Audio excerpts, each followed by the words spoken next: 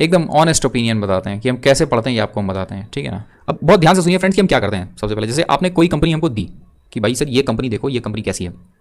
सबसे पहली चीज़ हम और कुछ नहीं करते, सबसे पहले हम जाते हैं कंपनी की वेबसाइट पर। वेबसाइट पर जाने के बाद ये देखते हैं कि कंपनी करती क्या है, कंपनी का बिजनेस क्या है। सबसे पहली चीज़ यही देखते हैं। अब कंपनी के बिजनेस में देखते हैं कि जैसे कंपनी क्या बनाती है। मान लो कि जैसे पिक्स ट्रांसमिशन, आपने बताया कि पिक्स ट्रांसमिशन देख लो, तो हमने पिक्स ट्रांसमिशन देखा, कंपनी क्या करती है, तो पता चला कि पिक्स ट्रांसमिशन बेसिकली रबर की बेल्ट बनाती है। तो अब पता चला रबर की बेल्ट बनाती है, तो रबर की बेल्ट का इस्तेमाल कहाँ होता है। फिर पता चला कि रबर की बेल्ट, ये चीज़ देखते हैं कि पिक्स ट्रांसमिशन बेल्ट्स बनाती है, तो ये बेल्ट्स फिर कहाँ काम आती हैं।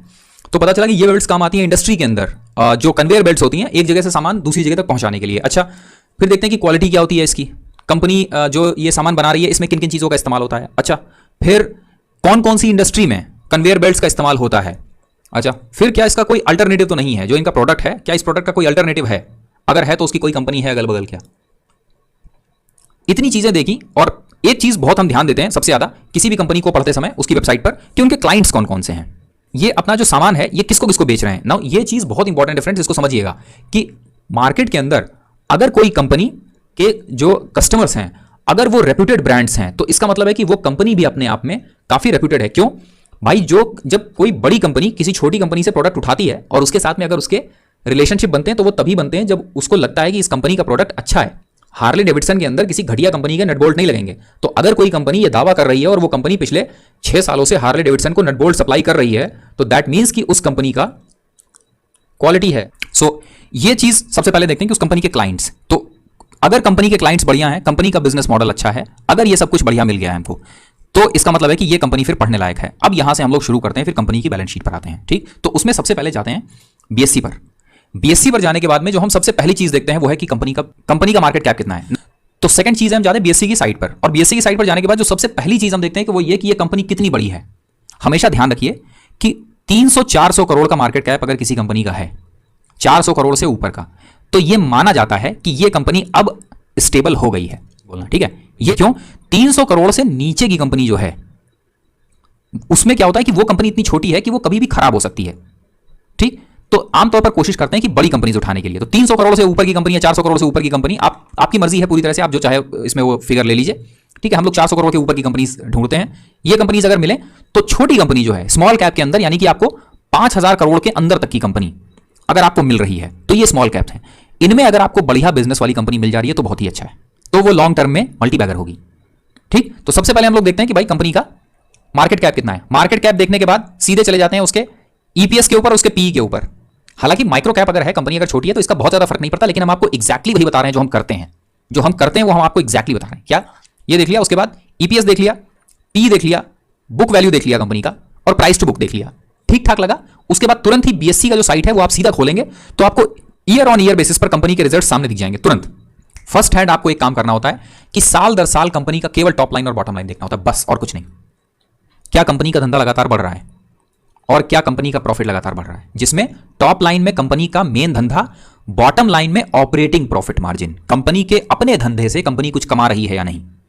टॉप लाइन और कंपनी का बॉटम लाइन, अगर ये दो चीजें हमको बढ़िया मिल गई, कंपनी का सबसे पहले तो बिजनेस मॉडल बढ़िया मिल गया, माइक्रो मतलब मार्केट कैप तो खैर देखने वाली चीज होती है ऐसी, कंपनी का टॉप लाइन और ऑपरेटिंग प्रॉफिट मार्जिन अगर बढ़िया मिल गया, तो इसके बाद फिर हम लोग शुरू करते हैं फर्दर कंपनी स्टडी करना। फिर कंपनी का जो एनुअल रिजल्ट्स है उसको उठाते हैं, आप वो चाहे जिस साइट से उठा लीजिए। ठीक है, अब उसके अंदर हम आपको एकदम क्लियरली बताते हैं पॉइंट दर पॉइंट, और हम क्या देखते हैं और कंपनीज को कैसे उठाते हैं आपको ये बताते हैं। ठीक, सबसे पहली चीज है कि कंपनी का अगर माइक्रो कैप है, कंपनी छोटी कंपनी है, तो उसकी गलतियां माफ होती हैं, लेकिन आमतौर पर जो चीजें हम कंपनी में देखते हैं वो हम आपको एकदम क्लियर बताते हैं। सबसे पहली चीज है कंपनी का शेयर कैपिटल लिक्विडेट होता हुआ नहीं होना चाहिए। कोई जो कंपनी का ओनर है या कंपनी का प्रमोटर है वो अपनी कंपनी लगातार बेचता ना जाए मार्केट में। कंपनी का शेयर मार्केट कैपिटल बढ़ता हुआ नहीं होना चाहिए, प्रमोटर्स के पास कंपनी होनी चाहिए, ये सबसे पहली चीज। सेकंड चीज, कंपनी का डेट, कभी भी कंपनी का डेट कॉन्टिन्यूअस लेवल पर बढ़ता हुआ नहीं होना चाहिए। अगर कंपनी में डेट लगातार बढ़ रहा है ईयर ऑन ईयर बेसिस पर, तो ये हमारे लिए बिल्कुल फेवरेबल चीज नहीं है। हम भाई ऐसी कंपनी से दूर रहेंगे। 1000 कंपनी हमारे पास में है, हम दूसरी कंपनी देख लेंगे, लेकिन ये नहीं करेंगे। इन दो के बाद कंपनी का डेट और इसके बाद कंपनी का कैश रिजर्व, कंपनी के पास अवेलेबल कैश रिजर्व धीरे धीरे बढ़ता हुआ होना चाहिए। और अब हम दो चीजों को कंपेयर करते हैं कि कंपनी का कैश रिजर्व कंपनी के डेट से हमेशा ज्यादा होना चाहिए। कितना? आमतौर पर आधे से ज्यादा। कंपनी का जो डेट है वो कंपनी के कैश रिजर्व से हमेशा आधा होना चाहिए। कंपनी का कैश रिजर्व कंपनी के डेट से हमेशा दुगना होना चाहिए, ताकि कंपनी को अपना लोन चुकाने में समस्या ना हो। एक चीज याद रखिएगा, बड़ी बड़ी कंपनियों को बर्बाद करने में जिस एक चीज ने सबसे ज्यादा महत्वपूर्ण भूमिका निभाई है वो कंपनी का डेट है। इसलिए इस जगह पर हम बिल्कुल किसी भी हालत में, कोई भी आगे कह दे हमसे कि यार ये कंपनी बाय कर लो, ये भविष्य की मल्टीबैगर हमको नहीं चाहिए, अगर कंपनी में डेट है हम बिल्कुल बाय नहीं करेंगे किसी भी हालत में। ठीक, तो इसलिए कंपनी का जो कैश रिजर्व है वो कंपनी के डेट से डबल होना चाहिए। और आप लोग के सामने एग्जांपल्स हैं, कंपनियां जो बर्बाद हुई हैं उन कंपनियों का मेन वजह कंपनियों का डेट है। अब उसके बाद कंपनी फिर डेट रीस्ट्रक्चरिंग करे, चाहे जो करती रहे, वो कुछ नहीं होने वाला उसका। अगर डेट है कंपनी में तो दूर रहिए। ठीक है, ये हो गया कंपनी का डेट, कंपनी का कैश रिजर्व, इतना हो गया। इसके बाद जो एक बड़ी इंपॉर्टेंट चीज है वो है कंपनी का इन्वेंट्री। ये बहुत इंपॉर्टेंट चीज है कंपनी का इन्वेंट्री। क्यों? अगर कोई कंपनी कोई प्रोडक्ट बना रही है और अगर अपने प्रोडक्ट को लगातार मार्केट में बाहर निकाल रही है तो कंपनी की इन्वेंट्री कभी भी नहीं बढ़ती। इसका मतलब है कि कंपनी जो बना रही है वो मार्केट में बेच रही है। अगर किसी भी कंपनी की इन्वेंट्री लगातार खाली होती जा रही है, इन्वेंट्री लगातार बढ़ नहीं रही है, तो वो कंपनी बढ़िया है। लेकिन अगर किसी कंपनी की इन्वेंट्री लगातार बढ़ती जा रही है तो ये कंपनी के लिए थोड़ा सा इशू है। ठीक, इसलिए कंपनी के इन्वेंट्री पर बहुत ध्यान रखिए। इसके बाद एक है कंपनी का करंट लायबिलिटीज, करंट एसेट और current liabilities. Now current asset और करंट लायबिलिटीज क्या है?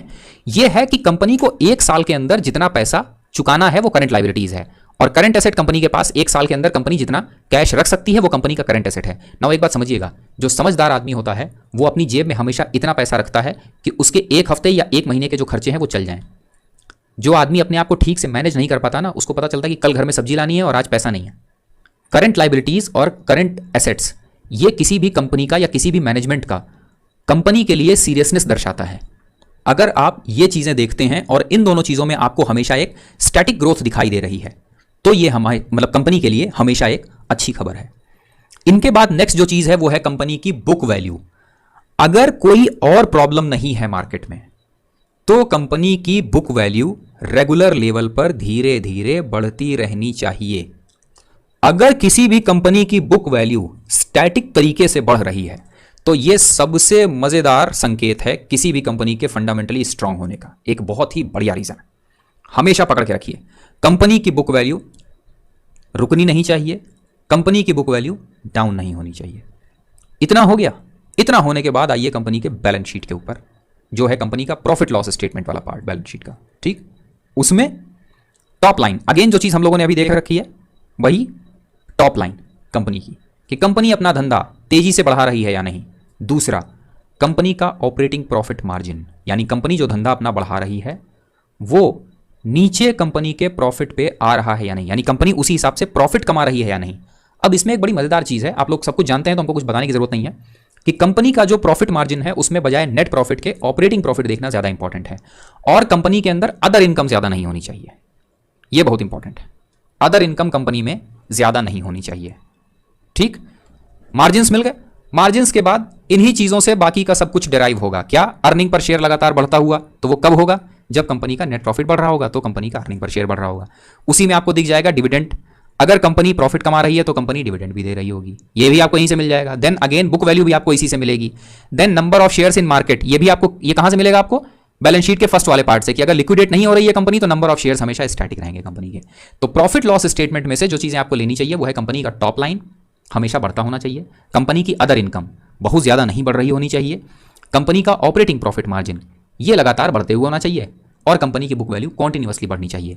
नाउ इन सब के साथ कैश फ्लो, ये देखना इंपॉर्टेंट होता है कि कैश फ्लो के अंदर cash flow from operating activities continuously बढ़ती हुई होनी चाहिए। बट केवल यही एक चीज पूरी पिक्चर आपको नहीं दिखाएगा। क्यों? अगर छोटी कंपनी है, अगर कंपनी छोटी है तो कई बार ऑपरेटिंग कैश फ्लो आपको प्रॉफिट में नहीं दिखाएगा, बट कोशिश करिए कि operating cash flow from operating activities positive होना चाहिए। अगर है, मिल रहा है, बहुत बढ़िया। ठीक, ये हो गया। इसके बाद थोड़े से मार्जिन्स देख लीजिए। मार्जिन्स में क्या? ऑपरेटिंग प्रॉफिट मार्जिन जो रेशियोज में आते हैं आपको, रिटर्न ऑन कैपिटल एम्प्लॉयड देख लीजिए, रिटर्न ऑन इक्विटी देख लीजिए। इतना सब मिल गया। उसके बाद फिर वापस चलिए। अब कहां चलिए? अब चलिए कंपनी के वैल्यूएशंस पर, कि कंपनी कितनी महंगी और कितनी सस्ती है। प्राइस टू अर्निंग रेशियो कितना है, price to earning growth ratio कितना है, प्राइस टू बुक रेशियो कितना है। और अब आइए कंपनी के चार्ट पर कि कंपनी का चार्ट कैसा है, डाउन ट्रेंड में है या अप ट्रेंड के अंदर है या कंसोलिडेशन जोन में है।